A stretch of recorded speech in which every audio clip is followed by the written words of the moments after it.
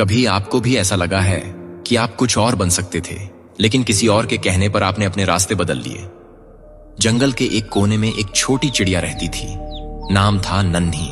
वो चिड़िया बाकी सबसे अलग थी। उसकी आंखों में एक चमक थी, जैसे वो उस पेड़ से कहीं दूर, कहीं ऊंचा देख रही हो। वो अक्सर पूछती, हम हर दिन यही उड़ते हैं, बस तालाब, जामुन का पेड़ और वापस घोंसला। क्या जंगल के बाहर कुछ नहीं है? उसके झुंड की बुजुर्ग चिड़िया बोली, बाहर की दुनिया आसान नहीं है नन्ही। वहां शिकारी हैं जो सिर्फ पंख नहीं, सपने तोड़ देते हैं।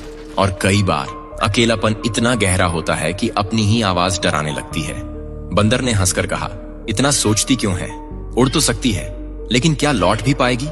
नन्ही चुप रही, लेकिन उसके भीतर कुछ लगातार बोल रहा था, अगर मैं नहीं गई तो मैं कभी जान नहीं पाऊंगी कि मैं क्या हूं।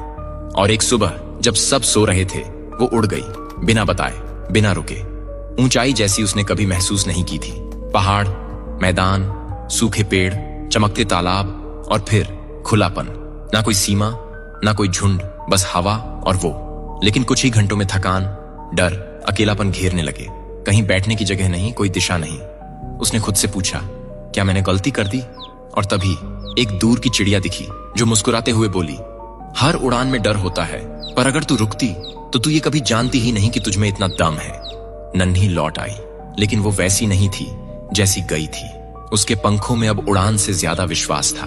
उसने बाकियों को वो दुनिया दिखाई जो किसी ने देखी ही नहीं थी। हम सभी उस नन्ही चिड़िया की तरह हैं। हमारे अंदर कुछ और बनने की चाह होती है, कुछ और देखने की, कुछ नया करने की। लेकिन हमारा झुंड यानी समाज, परिवार, दोस्त अक्सर हमें सुरक्षा के नाम पर रोकता है। और ये रोक बुरी नहीं होती, लेकिन अगर हम कभी उड़ान ही न भरें तो हम कभी जान ही नहीं पाएंगे कि हम उड़ सकते थे।